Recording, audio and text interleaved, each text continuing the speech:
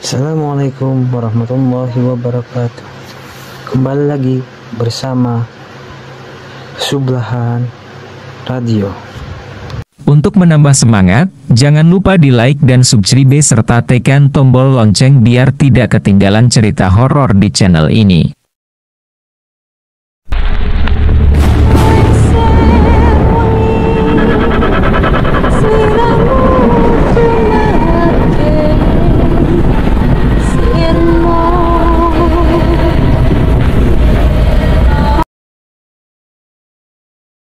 Ajak temanmu turun Gunung Lawu. Berawal dari sebuah keinginan untuk mendaki gunung. Berhubung 1 minggu ke depan sekolah ada libur 3 hari. Robby membuat rencana pendakian ke Gunung Lawu. Dia menawari teman-teman sekelasnya untuk diajak. Dan hanya ada 4 doang yang mau ikut, sebut saja mereka adalah Fuad, Diki, Via dan Wiwin. Mereka berempat ini merupakan teman sefrekuensi dengan Bagus. Pulang sekolah, mereka janjian untuk berkumpul di sebuah tongkrongan untuk membahas pendakian ini. Bagus yang sudah 2 kali mendaki ke Gunung Lawu, mengajak mereka untuk mendakinya via Cemoro Sewu aja. Karena jalur itu bisa dibilang lebih sering dilewati oleh pendaki dan pasti rame. Tapi Fuad kurang setuju kalau katanya gak fair soalnya dia sudah pernah mendaki via jalur itu. Dan dia memberi usul untuk mendakinya via jalur yang sama-sama belum pernah dilalui. Mendengar usul itu Robby setuju, sedangkan yang lain hanya menurut. Karena di antara mereka berlima hanya Robby dan Fuad yang mempunyai pengalaman mendaki. Akhirnya mereka sepakat, pendakian akan dilakukan melalui jalur Candi Ceto. Karena di antara mereka berlima, belum ada yang pernah mendaki via jalur itu. Setelah rencana sudah dirasa matang, mereka bubar untuk pulang dan singkat cerita. Tibalah hari pendakian. Pagi itu mereka berkumpul di rumahnya Fuad untuk menata perlengkapan yang akan dibawa. Tenda, peralatan masak dan keperluan lainnya dimasukkan ke dalam 2 tas carrier. Kemudian masing-masing tas carrier digendong Robby dan Fuad. Sedangkan yang lain hanya membawa tas sekolah yang diisi perlengkapan pribadi masing-masing. Siang itu mereka berangkat dengan mengendarai motor. Robby berboncengan dengan Via, Diki berboncengan dengan Wiwin sedangkan Fuad berkendara sendiri. Di perjalanan mereka sempat mampir di pasar untuk mencukupi logistik yang kurang. Nah, ketika sedang di pasar itu, Via melihat ada orang yang menjual ikan. Dia bilang ke Robby, "Rob, beli ikan kayaknya enak, buat dibakar entar." "Boleh-boleh, entar dulu kalau uangnya cukup kita beliin ikan," jawab Robby. Setelah beli beberapa logistik, dan uangnya juga masih sisa, akhirnya mereka membeli ikan. Setelah itu perjalanan kembali dilanjutkan. Sekitar pukul 1 siang, mereka sampai di basecamp Gunung Lawu via Ceto. Motor diparkirkan dan mereka menuju pos untuk meminta izin pendakian. Setelah mengisi formulir, mereka pun diizinkan untuk mendaki siang ini juga. Setelah mendaftar mereka istirahat di dekat basecamp untuk membagi logistik yang dibeli di pasar tadi. Setelah semua sudah terbagi rata perjalanan dimulai sekitar pukul 2 siang. Di awal-awal perjalanan belum ada yang aneh. Selangkah demi selangkah mereka melewati jalur setapak, hingga sampai di pos 1. Di pos 1 mereka istirahat untuk minum dan mengatur nafas. Terlihat mereka berdua yang cewek wajahnya sangat kucel. Karena mungkin sedang kecapean. "Gimana? Yang cewek masih kuat kan?" "Kuat dong. Masih jauh ya puncaknya?" tanya Wiwin. "Masih, entar kita camp dulu, paling lanjut jalan ke puncak besok, jelas Robi. Setelah cukup minum dan istirahat, perjalanan kembali dilanjutkan. Di perjalanan menuju ke pos 2, seringkali Robi mengajak yang lain untuk ngobrol, membahas keadaan sekolah dan lain-lain. Hingga tidak terasa sampailah mereka di pos 2, sekitar pukul 4:30 sore. Di pos 2 mereka istirahat lagi.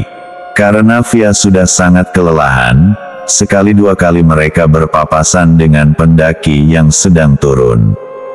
Dan tidak lupa menyapanya. Setelah setengah jam istirahat, mereka bergegas melanjutkan perjalanan, dengan tujuan agar tidak terlalu malam nantinya. Lanjut berjalan, dan tidak terasa hari sudah mulai gelap. Di pertengahan jalan menuju ke pos 3, mereka berhenti di pinggir jalur untuk mempersiapkan penerangan. Setelah penerangan sudah siap, perjalanan kembali dilanjutkan. Belum sampai di pos 3, Robi yang waktu itu berjalan di paling belakang, tanpa disengaja menyorotkan senternya ke arah kanan. Di antara pohon yang cukup rimbun, samar-samar terlihat seperti ada orang berkebaya kuning sedang berdiri di antara pepohonan. Merasa kaget dengan keberadaan orang itu, dia langsung mengalihkan sorot senternya ke arah depan, dan dia berjalan sedikit cepat menyusul teman-temannya, tanpa memberitahu apapun pada yang lain. Robi berusaha tetap tenang, tapi dia masih kepikiran tentang apa yang dilihatnya tadi. Itu tadi apa ya? Apa mungkin beneran orang? Tapi kalau orang ngapain di situ? Ucap Robi dalam hati. Tidak berselang lama, Via yang waktu itu berjalan di barisan nomor 2 tiba-tiba ambruk. Dengan cekatan Fuad dan Diki memberinya pertolongan. Hati-hati dong Vi kalau jalan, ucap Fuad pada Via. Kok kayak ada yang dorong ya, ucap Via dengan bingung. Siapa juga yang dorong Vi? Tanya Fuad. Beneran loh, dari kanan kayak ada yang dorong keras banget, jelas Via. Mendengar itu, Robi mengarahkan senternya ke arah kanan dan ternyata, dari jarak sekitar 10 meter di dalam hutan, tampak jelas seorang wanita berkebaya kuning sedang berdiri membelakangi mereka. Dia mengenakan kemben khas Jawa dan rambutnya terurai pendek. Melihat keberadaan sosok itu, Robi segera meminta Via agar lekas berdiri dan kembali melanjutkan perjalanan. Via yang masih dalam keadaan sakit, berusaha untuk kembali berdiri dan pelan-pelan melanjutkan perjalanan. Singkat cerita, sampailah mereka di pos 3 sekitar pukul 6:30 malam. Di pos 2, mereka memutuskan untuk istirahat sebentar, sambil melemaskan kaki Via yang tadi sempat tergores tanah. Sambil menunggu kondisi Via kembali pulih, tiba-tiba Wiwin nyeletuk. Bau apa ini? Ucapnya sambil menutupi hidung. Spontan mereka semua melihat ke arah Wiwin. Ada apa Win? Tanya Robi. Bau anyir banget, emang kalian gak nyium apa? Jelas Wiwin. Mereka semua memasang hidung, dan sekilas bau anyir yang dimaksud Wiwin itu tercium oleh mereka semua. Karena bau anyir itu hanya tercium sekilas, mereka menganggap mungkin di dekat sini ada hewan mati. Mereka melanjutkan istirahatnya di pos 3, dan tidak berselang lama sekilas bau anyir itu tercium lagi.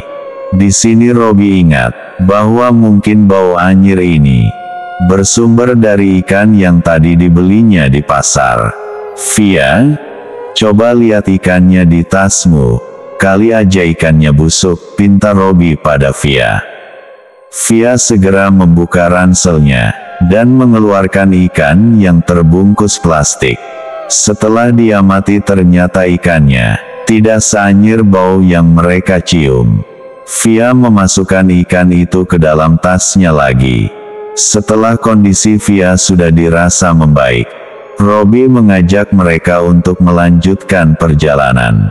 Di perjalanan, Robby berpikir ke sana kemari. Dia mempunyai firasat buruk, terlebih setelah dia melihat sosok berkebaya kuning tadi. Di sepanjang perjalanan, Robby terus melantunkan doa, berharap semoga tidak terjadi hal buruk yang menimpa mereka semua. Singkat cerita, setelah menempuh perjalanan yang cukup panjang, akhirnya mereka sampai di area Gupakan Menjangan alias camp terakhir. Mereka sampai di situ sekitar pukul 11 malam. Terlihat suasana di sini cukup ramai oleh pendaki lain. Robby dan Fuad segera mengeluarkan tenda yang ada di dalam carrier-nya untuk didirikan. Setelah berdiri mereka lanjut masak makanan di depan tenda sambil menyalakan api unggun kecil. Setelah perut sudah dirasa kenyang, mereka lanjut nongkrong di depan tenda sambil menikmati kopi dan tidak lupa mereka membakar ikan yang tadi dibelinya di pasar. Ada 5 ekor ikan yang dibeli tadi. Mereka membakarnya di atas bara api bekas api unggun. Sambil menunggu ikan matang, mereka membicarakan tentang persiapannya menghadapi ujian akhir sekolah, dan kemana mereka akan lanjut setelah lulus nanti. Tidak terasa ikan pun sudah matang, sementara Via dan Wiwin menyiapkan bumbu ikan itu. Diletakkan di sebuah piring, sambil menunggu bumbunya jadi. Setelah itu mereka mengambil ikan itu satu persatu. Nah, di sini mereka menemukan keanehan. Ikan yang tadinya ada 5 sekarang tiba-tiba tinggal 4. Awalnya mereka menuduh Robby yang sudah mengambilnya terlebih dahulu. Tapi saat itu Robby sama sekali tidak merasa mengambil ikannya. Mereka mencari ikan itu di sekitaran piring. Barangkali jatuh atau bagaimana, tapi tidak ada. Akhirnya daripada ribut soal ikan, Robby mengalah. Dia berbagi ikan yang ada bersama Fuad dan Diki.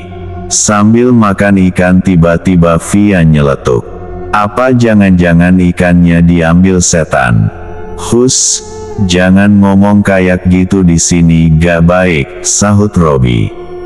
Abis siapa lagi yang ngambil? Orang tadi jelas-jelas ada 5 kok.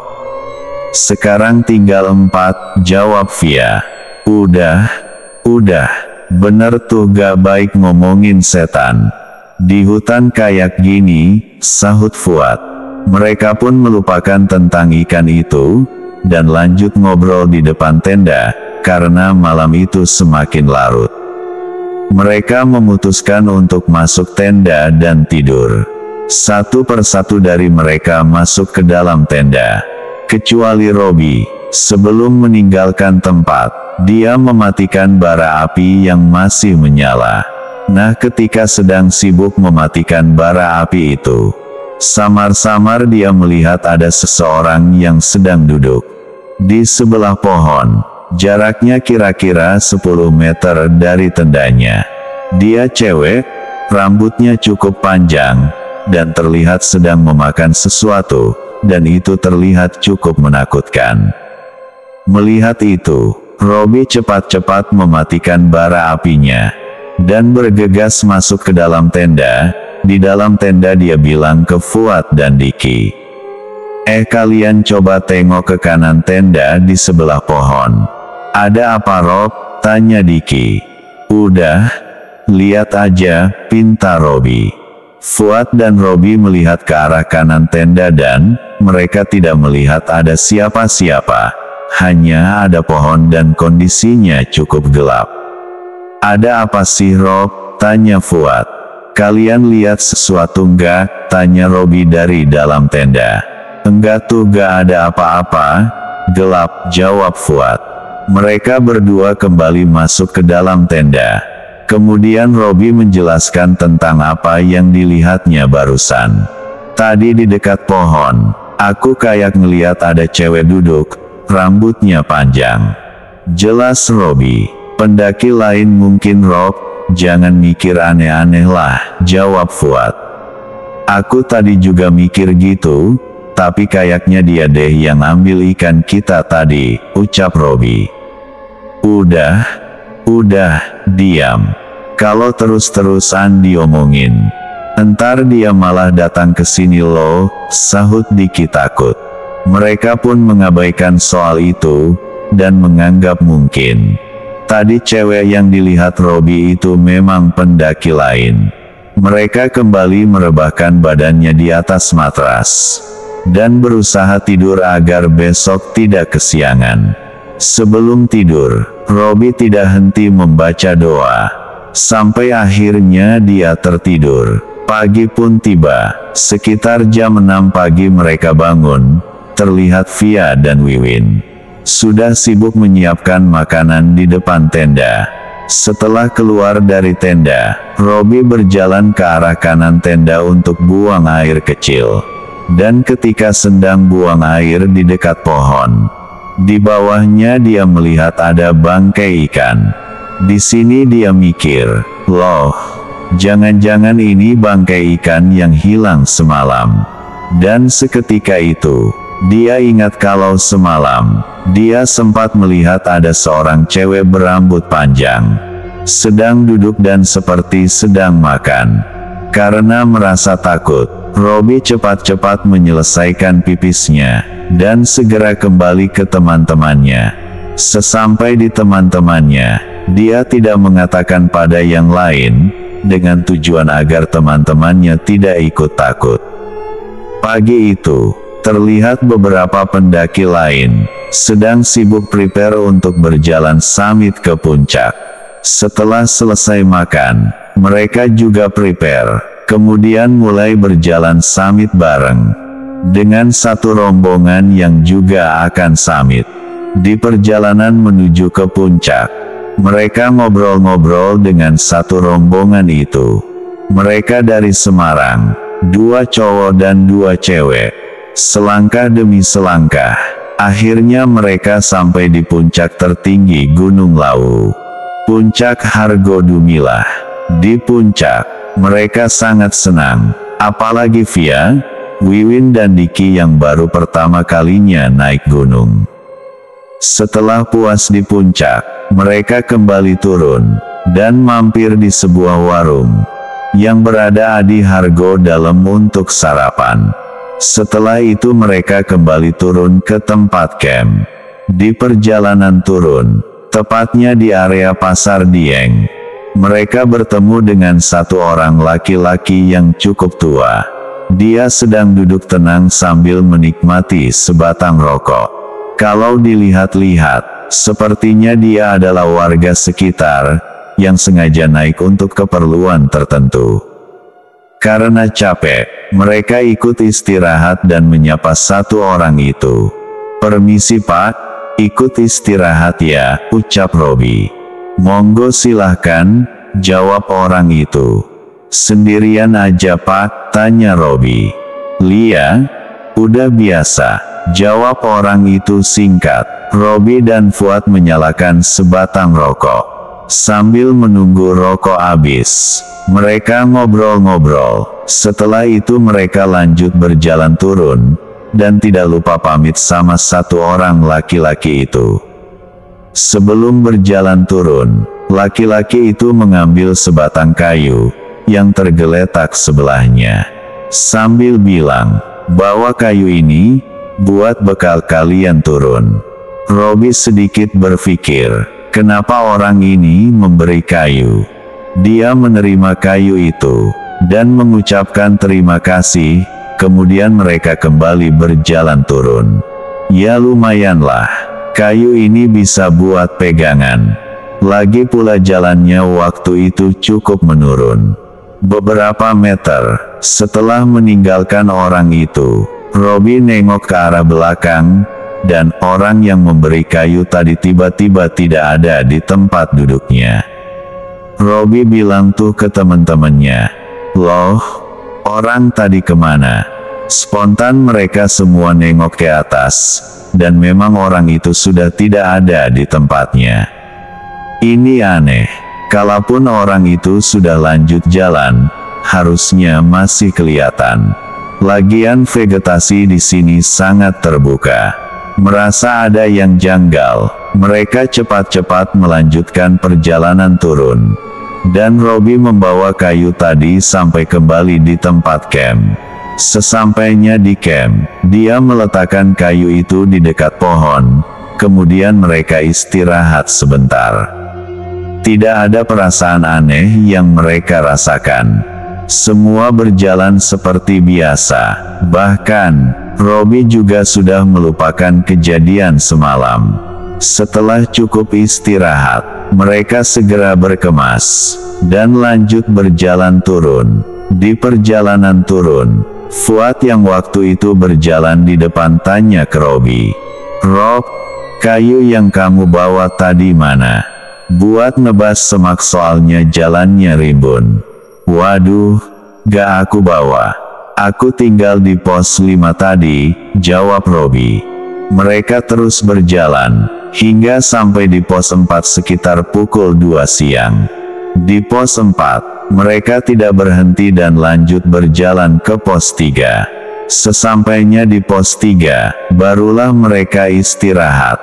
Di situ mereka mengeluarkan alat masak, untuk menghabiskan logistik yang masih tersisa di tas. Sambil makan-makan itu, mereka ngobrol-ngobrol hal yang tidak penting. Sambil sesekali bercanda, setelah puas istirahat, mereka berkemas lagi, dan lanjut berjalan turun. Posisi mereka kali ini, Fuad berada di paling depan, disusul via, Wiwin, Diki, dan Robi di paling belakang. Karena saking menikmati perjalanan, Fuad berjalan sedikit cepat, hingga cukup jauh di depan. Nah, ketika jarak mereka dengan Fuad ini cukup jauh, terlihat Fuad ini berjalan kembali ke atas sambil tergesa-gesa.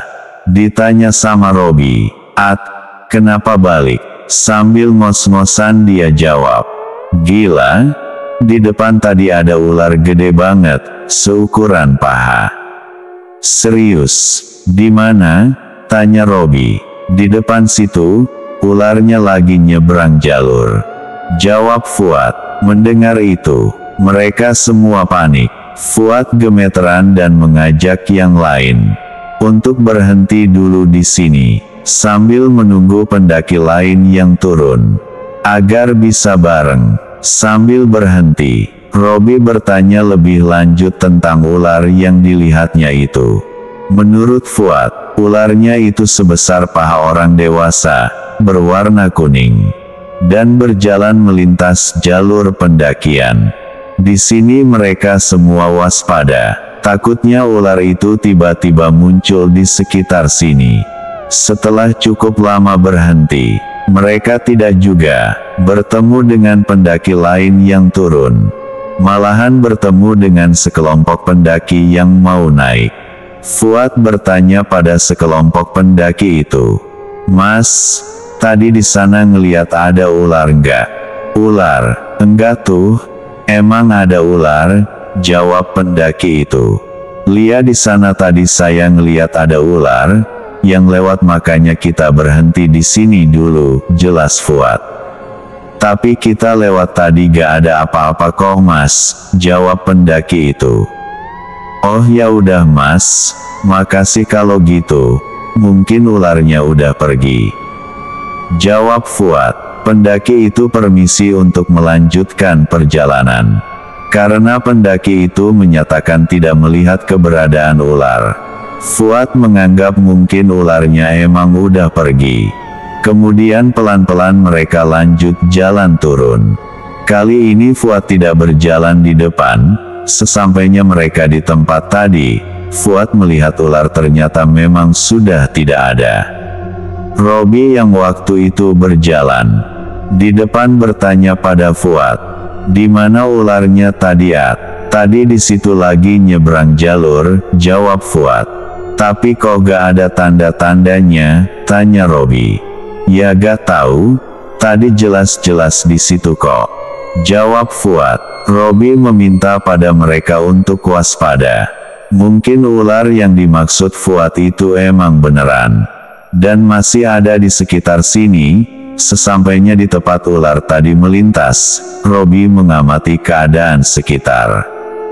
Tapi di situ memang tidak ada tanda-tanda dilewati ular. Harusnya kalau memang benar ada ular-ular, pasti ada jejaknya dong. Apalagi menurut Fuad, ularnya sebesar paha orang dewasa. Tapi ini tidak ada tanda-tanda sama sekali. Mereka terus berjalan, melewati tempat itu. Setelah cukup jauh meninggalkan tempat itu, Robi bilang ke Fuad, "Kamu halu mungkin At, orang tadi gak ada apa-apa gitu kok."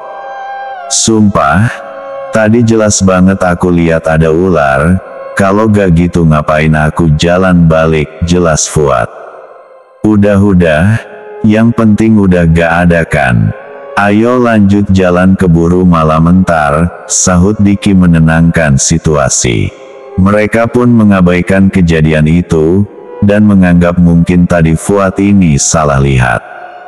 Perjalanan turun terus berlanjut, dan terlihat waktu sudah menunjukkan pukul 4 sore. Nah, belum sampai di pos 2, mereka menjumpai seorang kakek-kakek yang sedang memikul kayu. Sepertinya kakek itu sangat kelelahan. Mereka berjalan mendekati kakek itu, dan terlihat keringat si kakek bercucuran. Karena mungkin beban kayu itu sangat berat. Setelah melewati kakek itu, Via berbisik pada Robi, "Rob, bantuin napa, kasihan itu kakeknya kecapean." Robi yang juga merasa kasihan sama kakek itu, berinisiatif membantunya. Dia mengajak Fuad untuk ikut, dan Fuad tidak keberatan. Mereka berdua menghampiri kakek itu. "Kek, mau kita bantu bawain kayunya?" Boleh, kebetulan," jawab kakek itu, dengan nafas tersengal-sengal. Kakek itu menurunkan kayu yang dipikulnya. Kemudian Robi dan Fuad memikulnya berdua. Mereka berjalan dengan kakek itu. Sambil jalan Via bertanya, "Rumahnya di mana kek?" "Itu dekat sini kok," jawab si kakek. "Bukan dekat kek, itu masih jauh. Biar dibantu bawa temen-temenku aja ya kayunya," ucap Via. Belum jauh berjalan, kakek itu meminta pada mereka untuk belok ke kanan. Katanya rumahnya ada di sana. Mereka sempat kaget, "Loh, rumahnya kok di hutan?" Tapi mereka berpikir positif aja. Mungkin yang dimaksud kakek itu bukan rumah tapi gubuk buat nampung kayu. Mereka menuruti arahan dari kakek itu, dan tidak jauh berjalan ke arah kanan. Ternyata itu memang benar-benar rumah. Bukan gubuk seperti yang mereka pikirkan sebelumnya. Robi sempat merasa ada yang aneh, kok bisa ada rumah di hutan kayak gini. Tapi dia berusaha berpikir positif aja. Kali aja ini rumah yang sengaja didirikan si kakek untuk singgah. Kakek itu bilang, agar kayunya diletakkan di halaman rumah. Setelah itu si kakek mengajak mereka untuk mampir dulu. Karena waktu itu mereka cukup lelah, mereka pun memutuskan untuk mampir dulu di rumah si kakek. Dan masuk ke dalam, rumah si kakek terlihat cukup unik dan jadul. Tapi suasana sekitar rumahnya sangat alami dikelilingi hutan. Sementara mereka duduk di ruang tamu, si kakek masuk ke dalam, dan tidak lama kemudian si kakek keluar dengan membawa makanan berupa buah-buahan segar. Ada pisang, anggur dan apel. "Terima kasih sudah mau bantu kakek, kalian pasti lapar. Ini ada sedikit makanan buat kalian," ucap si kakek sambil meletakkan buah itu di atas meja. Setelah itu si kakek kembali masuk ke dalam. Setelah si kakek masuk, dari dalam rumah terlihat Ada satu orang yang sedang berdiri di depan rumah. Orang itu terlihat sedang memperhatikan mereka berlima, seperti memberi sebuah isyarat. Kalau dilihat dari penampilannya, sepertinya dia adalah orang gila. Pakaiannya kotor dan lusuh. Rambutnya acak-acakan dan tubuhnya sangat kotor. Melihat orang itu, Robi merasa kasihan. Dia membawa buah beserta wadahnya keluar rumah dan menawarkan pada orang gila itu. "Pak, mau makan?" Orang itu hanya mengangguk. Robi menyodorkan wadah berisi buah itu. Ternyata, orang ini sangat kelaparan. Dia memakan semua buah yang ada di wadah itu dengan rakus sampai habis. Setelah habis, tiba-tiba orang itu bilang ke Robi, "Kamu dan teman-temanmu cepat turun. Rumah yang kalian tempati itu bukan rumah manusia." Mendengar itu, Robi tersentak. Dia bertanya pada orang gila itu, "Maksudnya gimana, Pak? Kamu dan orang tua itu beda. Dia dari alam lain." Robi yang dari awal sudah beranggapan seperti itu, langsung memanggil teman-temannya dan diajaknya turun. Kalian semua sini. Ayo lanjut jalan turun." Mereka semua segera keluar dari rumah. "Ada apa, Rob?" tanya Fuad. "Nanti aja jelasinnya. Kita langsung turun sekarang," ucap Robi tergesa-gesa. Tanpa banyak bertanya, yang lain hanya menurut. Sebelum meninggalkan tempat ini, orang gila tadi sempat memberi Robi sebatang kayu dan memintanya untuk dibawa sampai kembali di bawah. Setelah menerima kayu itu, seketika Robi teringat dengan kayu yang diberi orang di pasar Dieng tadi. Karena kayunya ini sama persis dengan kayu itu, Robi pamit sama orang gila itu dan segera berjalan kembali ke jalur pendakian. Sesampainya di jalur pendakian, sesekali yang lain bertanya pada Robi, kenapa tiba-tiba ngajak turun tanpa pamit sama si kakek. Robi hanya menjelaskan dengan singkat, kalau tempat yang didatangi tadi mungkin alam gaib. Tanpa banyak bertanya lagi, mereka segera melanjutkan perjalanan turun. Robi membawa kayu pemberian orang gila tadi sampai kembali di base camp tepat menjelang maghrib. Sesampai di base camp, dia memberitahukan pada teman-temannya tentang perkataan orang gila tadi, sekaligus menunjukkan kayu pemberiannya yang ternyata itu sama persis dengan kayu pemberian orang di pasar Dieng tadi. Mendengar penjelasan Robi, mereka sempat tidak percaya. Untuk lebih jelasnya, mereka berinisiatif untuk bertanya pada salah satu petugas pos, apakah ada warga yang tinggal di atas, dan ternyata benar. Menurut penjaga pos memang tidak ada. Dari sini sudah jelas kalau rumah dan kakek yang membawa kayu tadi adalah makhluk lain. Tapi ada pertanyaan yang masih mengganjal di benak Robi. Orang gila yang memberitahu itu beneran orang apa juga makhluk halus? Tapi ya sudahlah. Yang penting sekarang mereka tidak ada halangan apapun. Dan tepat habis maghrib mereka kembali pulang dengan selamat. Selesai.